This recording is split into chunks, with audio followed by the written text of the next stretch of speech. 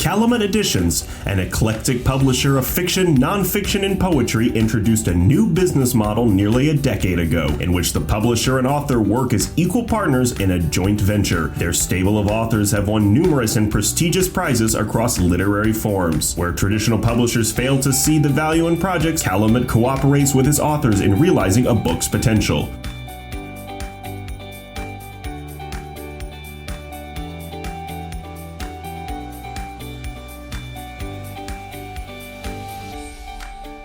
Welcome to Writer's Corner. I'm Rob Jung, sitting in for your regular host, Alan Miller. Alan, as we speak, is basking and baking on the beaches of Puerto Vallarta.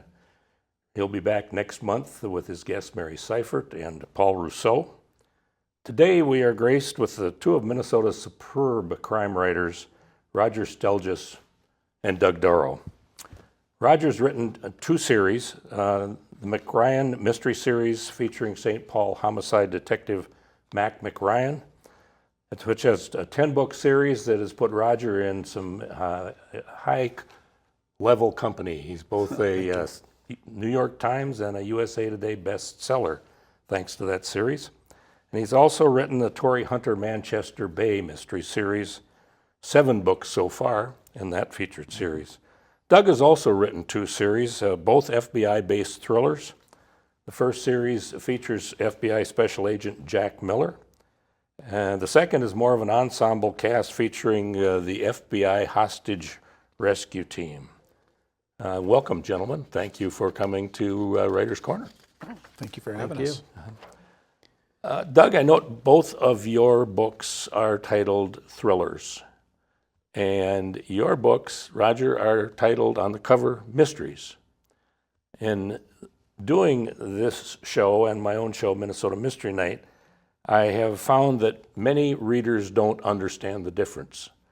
So my first question for each of you is, what's the difference? Roger, let's start with you. I'm not sure all writers know the difference either, but when I think of the concept of a thriller, I think of action. I think of something that's grabbing you from an action standpoint. Mystery is there's an unsolved puzzle there. You don't know who the killer is, or something along those lines. And I always find it interesting when writing a story. Okay, I like to think I write very action-packed mysteries, so maybe mystery thrillers. The question always is, when do you reveal who that killer is? Because I always try to hide it up front. So that's my 2 cents on the thought. How about Doug? You got... Yeah, I look at the genre kind of a combination of mystery, thriller, and suspense. Mm-hmm. And mystery, you don't know who did it. You're trying to solve it along with the protagonist. Thriller is more action-oriented, and suspense is kind of like what's around the corner. But I think there's an element of mystery in all 3 of those. Mm-hmm. In my books, the thriller, I tell it from 2 points of view, the protagonist and the antagonist. They don't know what's going on either side, but the reader does. So the reader can say, like, no, don't go around that corner. That's where they're hiding, or something like that, right? So they're kind of living along with the protagonist, knowing what's going on. Mm-hmm. Okay. You both have books in front of you. And so, Doug, tell us about your latest book. The latest one I'm working on right now is the 3rd in the series. So mine, like you said, they followed Jack Miller, Special Agent Jack Miller, with the Minneapolis FBI. The first one takes place in Minneapolis. The second one takes place up in Otter Tail County. The third one's going to take place in Williston, North Dakota, in what they call a resident agency, where FBI, they have offices, smaller offices, out throughout their territories. So this is going to take Jack out to Williston, North Dakota in the middle of winter, where he teams up with a tribal detective to try and solve a murder. Okay. How about you, Roger? So the latest book I have out is Taken in the Cold. That's the 7th, as you alluded to earlier, story in the Tory Hunter Mystery Series, which is set in the fictional town of Manchester Bay, which, for readers, think Brainerd, but mixed with like a St. Cloud or a Mankato as kind of a fictional town. That story revolves around Tory Hunter, who is a former FBI special agent who specialized in finding missing children. Long story how she moved back to Manchester Bay, but in the seventh version, or in the seventh story, it starts with a murder of a mother, her boyfriend, and the abduction of her 10-year-old son. And Tori is called in to, investigate that, mystery, along with the other main character in the book, Detective Will Braddock, who's the chief detective for the county. And the one thing that I always wanted to build a story around, this is something only somebody maybe in Minnesota would truly understand or appreciate, was the concept of getting stuck in the middle of a blizzard in your car and not being able to move. And what do you do when somebody's chasing you as part of that? And so, the whole idea for the book was, I want that to be a big central component of it. So how do I build a story around it and manage to accomplish that with Taken in the Cold? Well, that brings up an interesting question. So how do you conjure up your plots? You have character. We've talked about your characters. Right. How do you conjure up your plots? What motivates you to not to motivate you to find, but how do you find them? It's a combination of things. I mean, this one was, I always wanted to build a story around something like that. It could be you see something in the news, that is interesting to me. So it's horror stories. Yeah, well, it could be.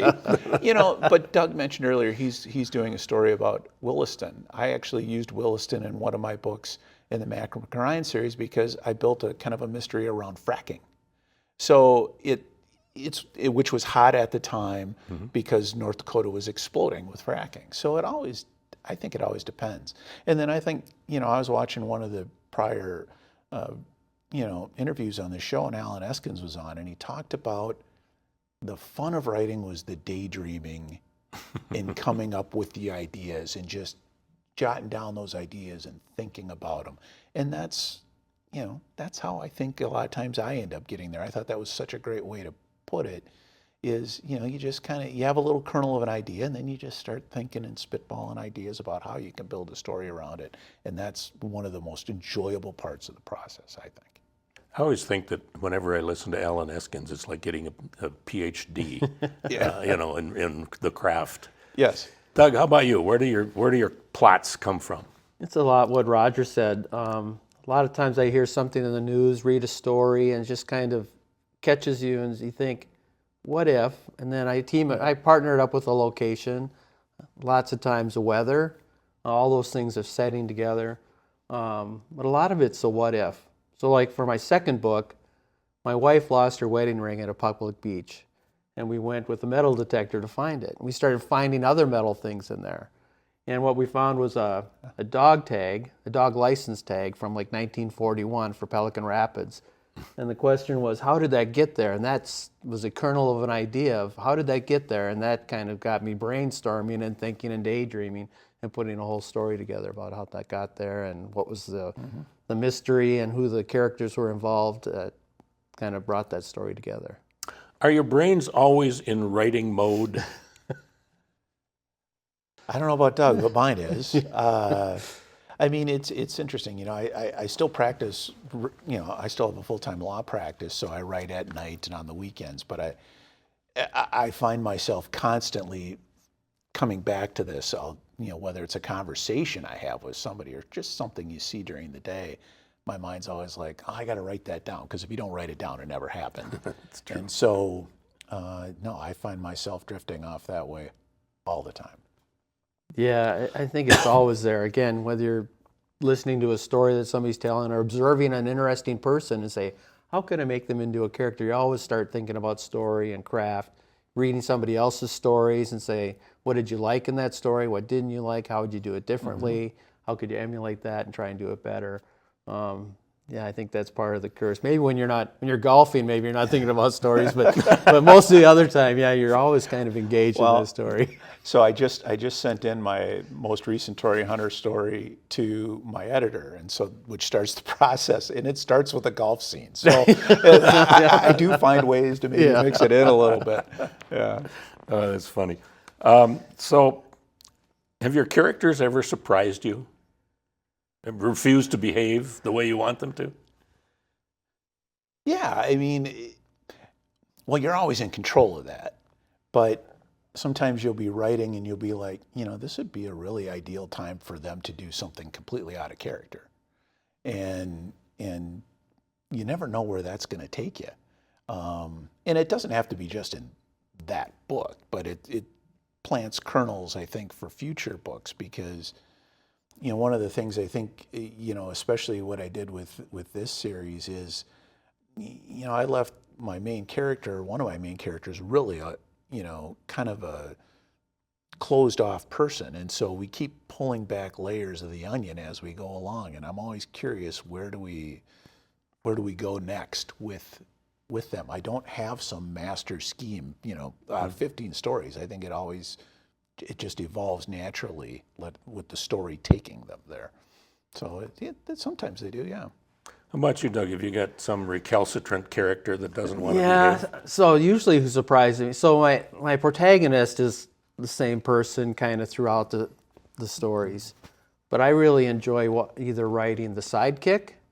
They're the person who really surprised me because they're new to me, and I have to develop them, or the antagonist, because that changes from story to story. And so those are the people I'm really trying to figure out and surprising me. My protagonist is kind of the common thread, and might have some surprises throughout the story on how they act or what they say or what they do, but usually it's the sidekick or the antagonists that really are fun to write and really surprise me. Do you know who all your characters are at the beginning of the book? No, that kind of once I start, I kind of have some ideas on who they are, but then once I start writing, some new ones start popping in, and that's also some of that fun surprise of finding out what's going on. I don't outline everything. I don't know who everybody is. I have an idea, but once I start fleshing them out, then they start becoming more real to me and really get developed and have their own personalities. How about you, Roger? When I think about it, when I'm outlining,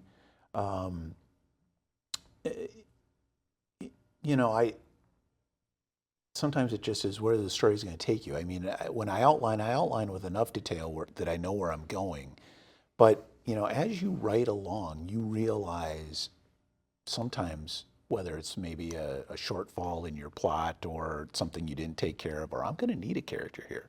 Okay, and what's that character going to be like, and what's their role, and what's important about them, and oh, by the way, do I need to go back and add them earlier on? So it's always that plotting. When people talk about plotting, it really, it's the flow of the story, but it's also where do you plant people within that story, so that it all comes together in the end. Because like Doug, I mean, I tell it from both sides, or actually it might be sometimes from 4 or 5 different sides before ultimately you get to bring them all together in the end. And so you just have to kind of see where that process takes you. But yeah, I've changed who my antagonist is as you write the story and you realize this is really where it has to go. And so this is the person who needs to be the emphasis, not this one.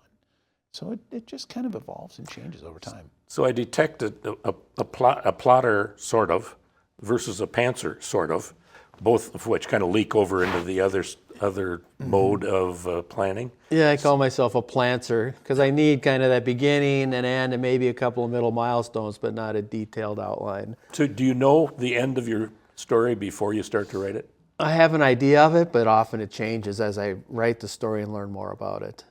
How about you? I know what the outcome is going to be. Now, how I get there sometimes, because a lot of times there's usually a fair amount of action at the end of the book. And so you have to kind of figure out, okay, how are we going to do this? And, like the one I'm working on right now, I was trying to figure out, I wanted it to end up, it actually ends up in New York City, and I wanted to involve a subway somehow. Well, it ends up, the subway is going to take you down to Coney Island, and that's where it's going to end. And I just happened to kind of be looking at the subway maps and where they were going in New York City, you know, like on Google Maps and stuff like that, and just trying to figure out plot. And I was like, Coney Island's down there. I'm like, that would work. And so started writing it, and it did. So, well, I think it did. So, Have you been in Coney Island? I've been in New York, and I've been on the subway. I have not been down to Coney Island. Did you check it out on Google Maps? Oh God, I did a ton of Google Maps and photos and pictures and all the roller coasters and what do they look like, and you know, what are the carnival games that they have, you know, in the arcade area, and what kind of concession stands, you know, so that you can, and you could actually walk through there on Google Maps. So I mean, it's like you're right there. So, which is amazing. That was not available when I first started doing this. Doug, how do you do your research? Oh, a lot of the same way. Like for the first book, it started with a story I found in City Pages, which I don't think is around anymore, but there was an article in there about urban explorers. Then went online and started finding YouTube videos of people who've gone in the tunnels that are below Minneapolis, and you can actually go along with them without actually going along, right? Yeah. Not having to get shots to go down to the sewers below the city. But a lot of Google Maps, Street View, you can actually get to the places and get a feel for it, and just all sorts of research to try and feel for what the weather's like, what the surroundings are like, what the smells are. Is it flat? Is it hilly?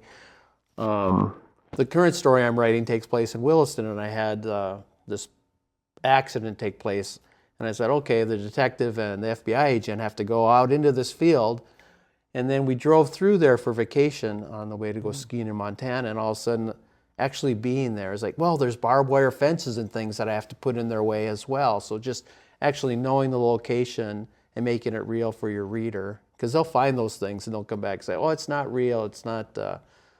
If you're making it about a real place, and again, it's fiction, so a lot of it you're making up, but it has to be real. So if you go someplace and you're not writing a book about that place, do you realize the barbed wire fence is there? My question really gets down to when you're writing, are you more focused on details than? I just got back on a vacation from Chicago on the train.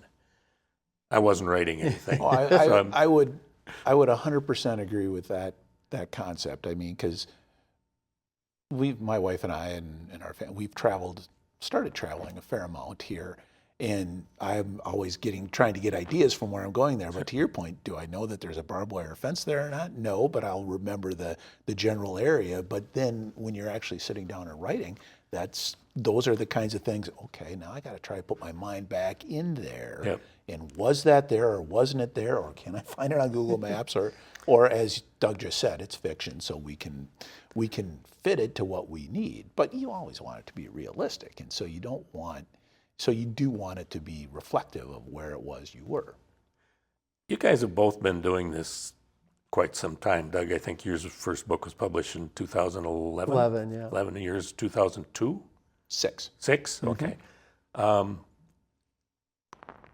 Knowing what you know now, after all these years of writing and getting published and all that, what would you have done different from the beginning? Doug? You know, when I first started, it was kind of a lark, right? A lot of people say, oh, I could write a book. You don't really know how hard it is.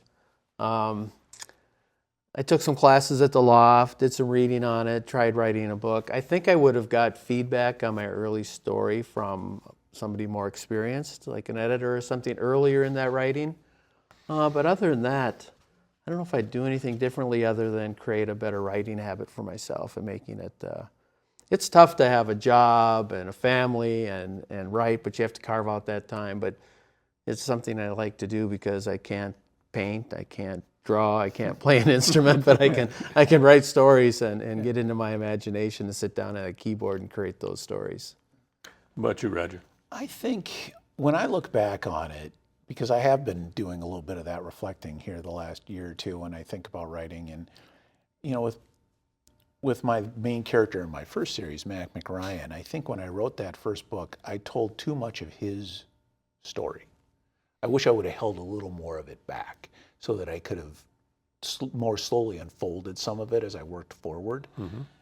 Now, I think I've learned that lesson, or I've tried to apply that lesson to the Tori Hunter character, where I really tried to hold things back. I really tried to make her more of a blank slate in that first story, so that there's more that you can unfold over time that, you know, that makes that story compelling. Because I think readers, they certainly like the mystery, and they want the thrill and some of the action, but they want to invest in the characters. And I think you, especially your main characters.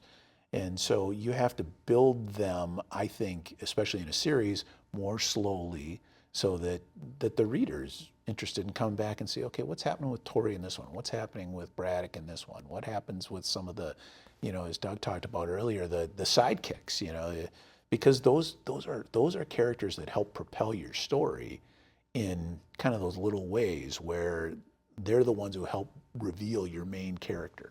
They're the ones who ask those questions. They're the ones. I've got a character in this book. His name is just Steak. His name's Jake, and people called him Steak, and it's a, you know, there's a whole backstory to that. But Steak is now Braddock's best friend, but has known Tori longer than anybody else in her life. And so he's that person who can always ask her that hard question, you know, to make her think and reveal something about her. So, I mean, those characters are vitally important. Okay. I don't know what fell over there, but hopefully nobody got killed in the process. Yeah. Or maybe it's another mystery. Well, mystery. It's a mystery. What happened off camera? Yeah. Why does Minnesota spawn so many good mystery writers? I mean, per capita, we seem to have more than any place else. I got a couple theories on that, because people have asked me that one before, and I don't know if I'm on the mark or not. I think, one, Minnesota is a very well-educated state to begin with. I mean, we believe in education. People are well-educated. Two, winters are long. And so we have a reading population. I mean, a lot of people like to read. I mean, and that's a way to pass the time when the weather outside isn't all that great. Mm-hmm. And I think writers come from people who love to read. They love stories. And what happened, I mean, at least for me, that's where the idea of trying to write came from reading all of the authors that I really liked. And I wanted to give it a go. I mean, that's what motivated me to try. And so I think, you know, and I think it's also what makes Minnesota such a great place to tell stories, because we have 4 seasons here, and they're all unique in their own way, and they all create a wonderful background, I think, to tell stories, whether it's in the Twin Cities or up in northern Minnesota or wherever you want to tell them. So that's my theory anyway. I agree with Roger's theory totally. I think, you know, you'll be talking to your friends and tell them you're a writer, and a lot of them say, I want to write a book. Mm-hmm. It's really then you have to make that next step to do it. But a lot of it, because we all love to read, or a lot of us love to read, we love the stories, we love the settings we have, we love the seasons we have, it's just going to that next step and actually getting your butt in the chair and actually telling those stories. Mm-hmm. You write a series that has an ensemble cast, right? Yep. Is that more difficult than picking a single protagonist? I don't think so, because I do have the single protagonist that most of the story is told from their point of view. Okay. But that ensemble just adds to the layers of story, the interactions between them. Like Roger was talking about the characters. I think, you know, we read a book for the story, but we come back to the series for the characters. You've got, you know, the John Sanford characters. You've got the Michael Connelly characters. Mm-hmm. But you know who they are. You see them develop over time, and you're really coming back for the characters, see what story they're going to be in that time. But the characters are what it's all about, I think. So did you both start out with intention of writing a series using a main character? Yours, Mac, in your case, and Jack Miller in your case. I mean, was that the plan when you wrote the first book, that this was going to be a series featuring that character? For me, I think it was, because that's what I read. I read those series, and I thought, okay, if I'm going to write this first one, if I enjoy the story I'm telling, I like the character that I'm telling the story through, I want to keep it going and tell another story with that character. I don't know that I had that, Rob, that grand a design when I sat down to write my first book, but I did think as I was writing that book that you do want to make sure that, I want to leave something at the end if I want to write another story that I could go from here. And I think from just because of, still practicing law, I save a lot of time by having a palette that I can go back to and draw from, groups of characters. I don't have to spend as much time developing all of that. I can develop a good story and then use my characters to drive that. So if you have a really good character, let's talk about Hieronymus Bosch, Michael Connelly's primary character. So my question is one that can't be answered, but it's fun to speculate on, and that is, so are they reading the author or the character? I think the way I feel like I read the author. I mean, it's an author, it's somebody who I've been drawn to. I mean, obviously I like the characters. But, if I have a good author, Grisham doesn't use the same characters very much, but if he's telling good stories, I want to read them all the time. Okay. So I'm always, I think, drawn to the style of the author as much as the characters myself. Okay. I don't know about you, Doug. Yeah, I think so. If you find an author that you like and you like the stories and the characters they have, if they go and write a different series, you're not going to say, well, I'm not going to read that because I don't like, it doesn't have that character in it. I think you trust and enjoy their storytelling and say, I'm going to see what they're doing with this new series, this new character. I'm always going to give them a shot. Yep. Okay. What surprised you most about your writing careers? Looking back, what's been the biggest surprise? For me, longevity. When I truly started this, I thought this was I wanted to write a book. That I've been doing it as long now, and I'm continuing to do it, and I'm getting better at it, and I can see a long road ahead of continuing to do it. Really would have been hard to believe or envision when I started. And so that's been the biggest surprise to me as I'm sitting here 20 years later from the first time I tried to start writing, that I'm still doing it, and I'm enjoying it, and it's proving successful. How about you, Doug? When you write that first book and you publish it, you don't know if anybody is going to read it. 100%. I remember that first day, I think I sold 6 books the first day, and I was like, oh, wow, I have 6 people that are going to read my story. And then I got a review, and somebody liked it. And I think the biggest surprise to me is that I've discovered that people enjoy the stories and the characters I'm creating. Because you're just kind of doing it in your own world, sitting down by yourself doing this work. And then you find that others enjoy it, and they send you an email and say, when's the next one coming? Or I can't believe what you did here. Or, I think that's been the biggest surprise to me, that people really want to go on this journey with me.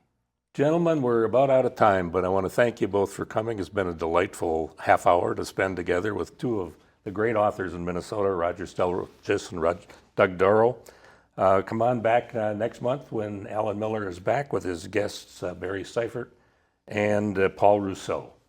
That's it for this evening. This is Rob Young signing off.